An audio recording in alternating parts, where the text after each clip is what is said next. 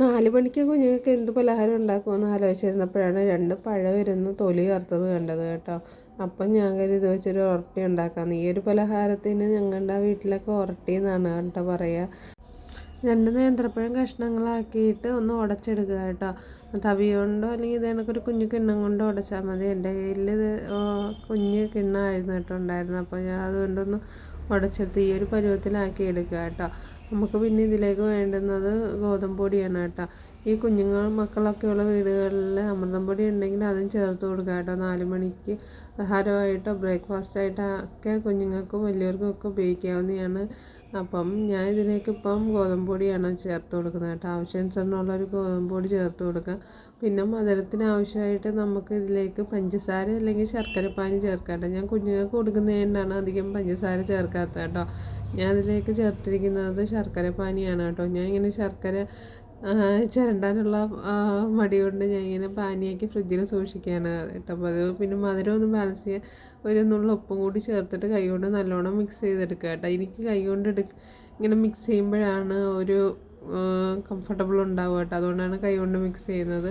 അതുകൊണ്ട് ഈ ഒരു കൺസിസ്റ്റൻസിയിൽ മിക്സ് ചെയ്തെടുത്തതിന് ശേഷം ഒരു പാൻ അടുപ്പത്ത് വെച്ച് ചൂടാക്കിയതിന് ശേഷം അതിലേക്ക് നെയ്യ് അല്ലെങ്കിൽ ഓയിലോ തടവി കൊടുക്കുക. അപ്പം എന്നിട്ട് നമുക്ക് ഇഷ്ടമുള്ള ഷേപ്പിൽ ഇതൊന്ന് ചുട്ടെടുത്ത് മതി കേട്ടോ. തിരിച്ചും മറിച്ചിട്ട് നല്ലോണം ചുട്ടെടുക്കുക. ഞാൻ ഓയിലാണ് കേട്ടോ സ്പ്രെഡ് ചെയ്ത് കൊടുക്കുന്നത്. പിന്നെ കുഞ്ഞുങ്ങൾക്ക് കൊടുക്കുകയാണെങ്കിൽ നല്ല ഷേപ്പിനൊക്കെ ഇങ്ങനെ മുരിച്ച് കൊടുക്കുകയൊക്കെ ആണെങ്കിൽ അവർക്ക് ഭയങ്കര ഇഷ്ടമുണ്ടാവും കഴിക്കാനൊക്കെ ആയിട്ട്. ഈ 4 മണിക്ക് ചായയുടെ കൂടെ പലഹാരമായിട്ടൊക്കെ ഇത് ഉപയോഗിക്കുക, അല്ലെങ്കിൽ ബ്രേക്ക്ഫാസ്റ്റായിട്ടോ ഒക്കെ നമുക്കിത് കഴിക്കാവുന്നതാണ് കേട്ടോ. പിന്നെന്ന് വെച്ചാൽ നമ്മുടെ കയ്യിൽ വെള്ളമോ അല്ലെങ്കിൽ നെയ്യോ ഓയിലോ എന്തെങ്കിലും തടവിയിട്ട് ഇങ്ങനെ ഒന്ന് പരത്താൻ ശ്രമിക്കുക കേട്ടോ. അല്ലെങ്കിൽ കയ്യിൽ ഇങ്ങനെ ഒട്ടിപ്പിടിക്കാൻ ചാൻസ് കൂടുതലാണ്.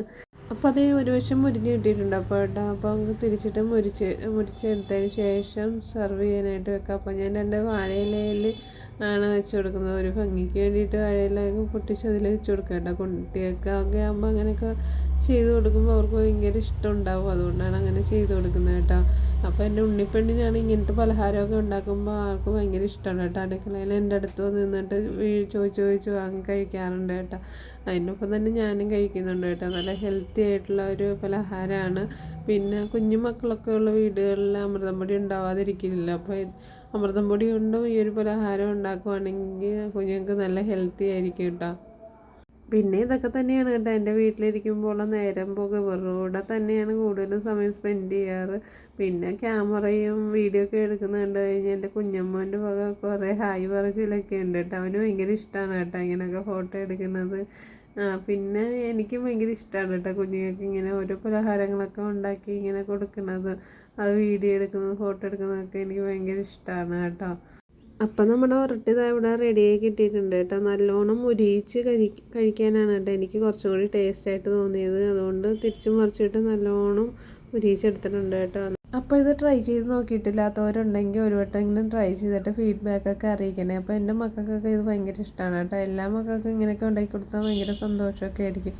പിന്നെന്ന് വെച്ചാൽ എൻ്റെ മക്കൾക്കാണെങ്കിൽ ഇങ്ങനെയൊക്കെ ഉണ്ടാക്കി കൊടുക്കും. പിന്നെ അവരെടുത്ത് കഴിയുമെന്നും പറഞ്ഞ് നിർബന്ധിക്കേണ്ട ആവശ്യം വരത്തില്ല കേട്ടോ. അവർ തന്നെ തനിയെ വന്നെടുത്ത് കഴിച്ചു കൊടുക്കുന്നുണ്ട്. എൻ്റെ ഉണ്ണിപ്പെണ്ണിനാണെങ്കിൽ ആ പീസ് ഇട്ട് കൊടുത്തപ്പോൾ അവൾക്ക് വേണ്ട. അവൾക്കാണെങ്കിൽ അത് മൊത്തത്തോടെ എടുത്ത് കടിച്ച് തിന്നാനാണ് കേട്ടോ നോക്കണത്.